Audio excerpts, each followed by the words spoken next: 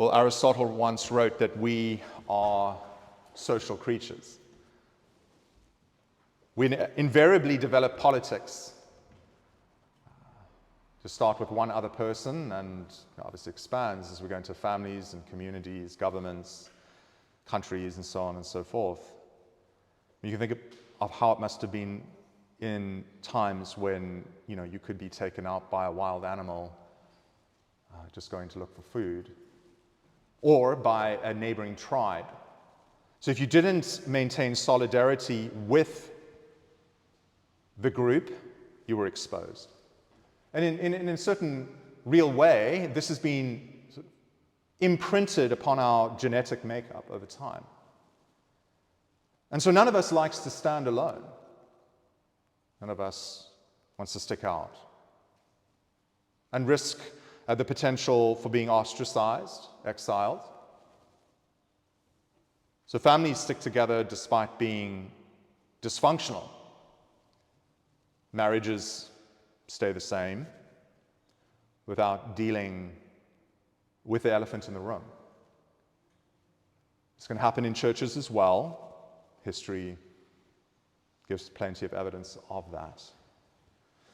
Well, the Apostle Paul is breaking through the defenses of the Corinthians because they have major problems. They have wolves in sheep's clothing that have infested the church. There are the super spiritual, those who are believers but they've lost the plot a little bit.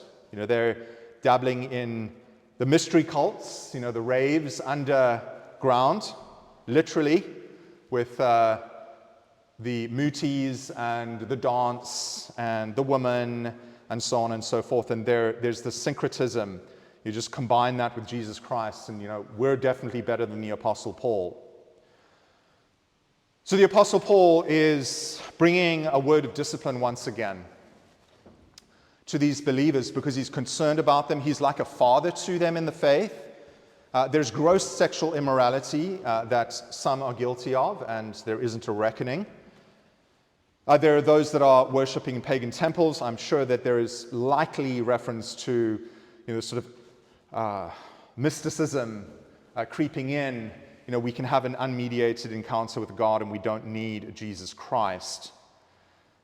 And so I want to deal with this theme of discipline once again. This is going to be not as closely exegetical as I usually am. I want to make references to previous parts of 1st and 2nd Corinthians, but I will certainly anchor what I am going to say in verse 5 through the end of 2 Corinthians 13. So